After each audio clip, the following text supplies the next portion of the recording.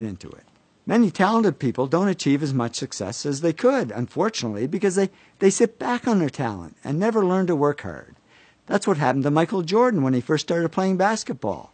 He had the talent, but he wasn't putting in the work, and the coach actually cut him from the high school basketball team.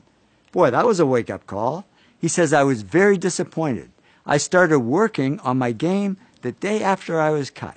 And he soon became the hardest working player in basketball, who made fun of the other players who weren't working hard. And that hard work is what made him the greatest basketball player of all time. So I'd say the real gift isn't talent, it's the ability to work hard.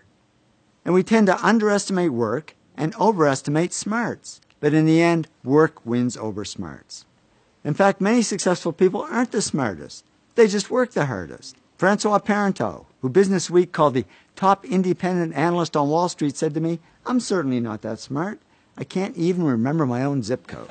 But he also says, work is a big part of my life. I think about investments pretty much 24 hours a day, 7 days a week. Nez Hallett III is CEO of Smart Wireless. And I thought that's ironic, because he told me he's not that smart. He says, I graduated from high school with a C average and college with a C- average. But now the smart PhDs are reporting to him. How did he do it? He said, if you're going to be successful at anything, the key thing is to work hard. I'm not smart. As proof, here's my actual 12th grade report card. It was the only one my parents ever kept. Don't ask me why they kept it. It's nothing to brag about. As you can see, I was a C student, not an A student. I don't think I'd even make it into college these days. So how did I achieve some success and wealth? I just worked hard. Many 60 to 80-hour weeks. And now I know I'm not alone. Thomas Stanley studied hundreds of millionaires, and he discovered most millionaires weren't A students, didn't score high on tests, and teachers didn't think they'd ever succeed.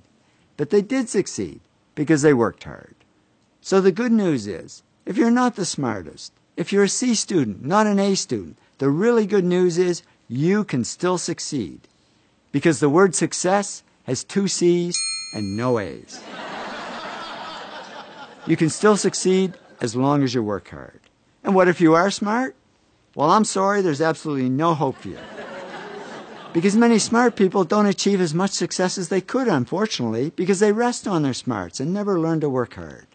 Yong Kim, president of Lucent Technology, says people who are the smartest sometimes don't realize their full potential because things get too easy, so they don't push themselves hard.